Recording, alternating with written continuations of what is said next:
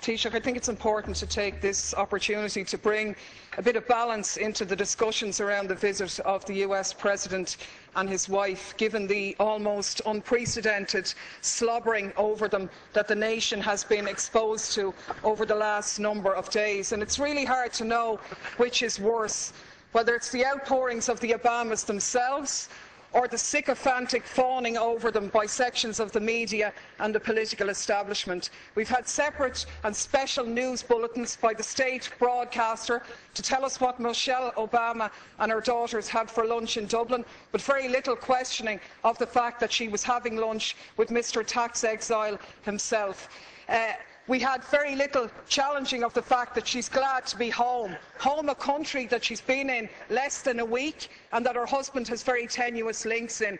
And of course, the biggest irony of all, the protestations of Obama himself in his speech to the children in Northern Ireland about peace, when he said, "Those who choose a path of peace, I promise you that the United States of America will support you every step of the way. We will be the wind at your back."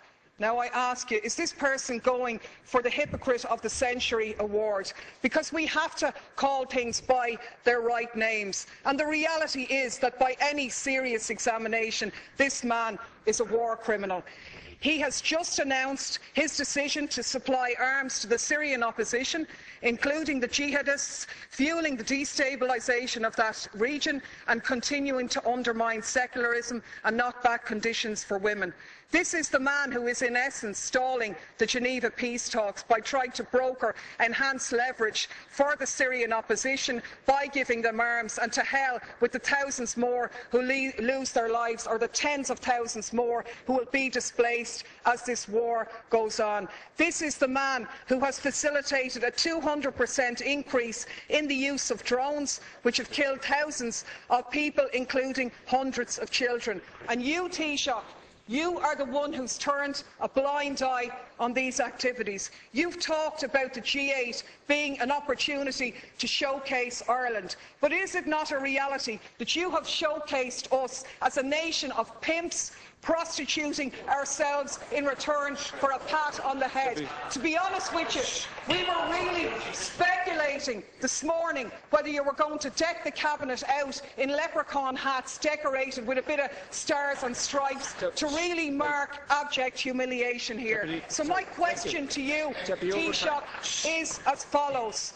What steps are you going to take to follow in the correct statements and the correct decision of your colleague Taoiseach Eamon Gilmore, who voted against the lifting of the arms embargo in relation to Syria? What steps are you going to take to ensure that no weapons for Syria are going to go through Shannon in breach of our international laws on neutrality? What steps are you going to take to showcase this country not as a lapdog of US imperialism, but as an independent nation with an independent foreign policy which takes a lead in international diplomacy to outlaw the use of drones, the favourite method of extermination of your friend Mr. Obama? On the Taoiseach.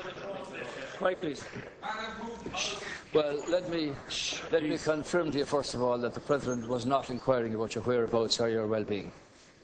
I think your comments are disgraceful. I think they do down the pride of Irish people all over the world, who are more than happy to see this island be a host to the G8, the leaders of the most industrialised nations in the world. And for you, Deputy Daly, to stand up here and criticise the American President for giving a continuation of support for a fragile peace process in Northern Ireland, where over 3,000 people lost their lives over 30 years, is a disgraceful do-down. And if you represent those people on the back line over there, if that's the kind of comment that you intend to make, well then it's beneath you actually. Even those of your predecessors in their brilliance never matched what you've just said here. Let me remind you that the communities in Northern Ireland and the politicians from administrations in this House here, of all governments, together with British governments and Northern Ireland politicians and Northern Ireland communities, have put together a very fragile peace. And far be it from you to come in here and criticise somebody who wants to support that process, visibly, personally, and with assistance from the United States, where 35 million Irish Americans, Deputy Daly, want this peace process to continue. And the young lady, the young student who introduced the President in Belfast, put her finger on it very well when she said, the reality is that Northern Ireland has had a past, and the reality is that Northern Ireland has a future. And that future, Deputy Daly, is one where peace in communities and across communities should abound.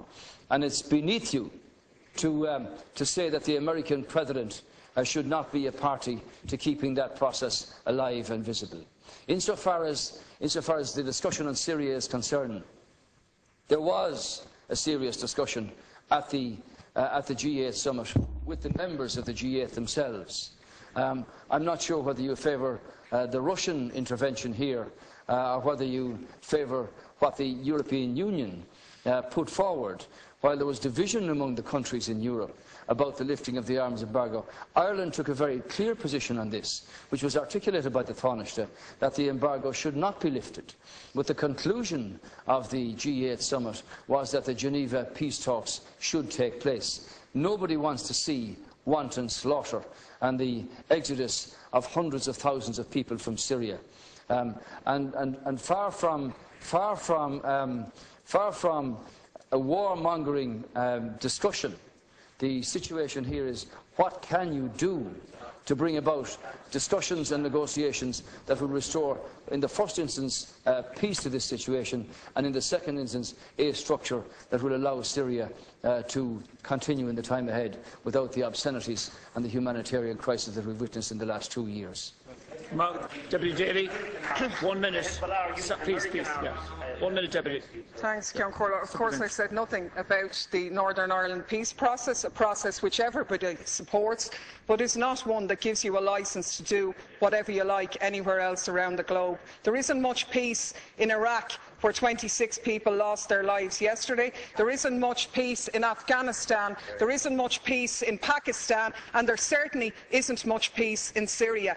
And the side I'm on in Syria is the one, and what I agree with, is the statement by Oxfam, where Oxfam said sending arms to the Syrian opposition won't create a level playing field. Instead, it further risks fuelling an arms free-for-all, where the victims are the civilians of Syria.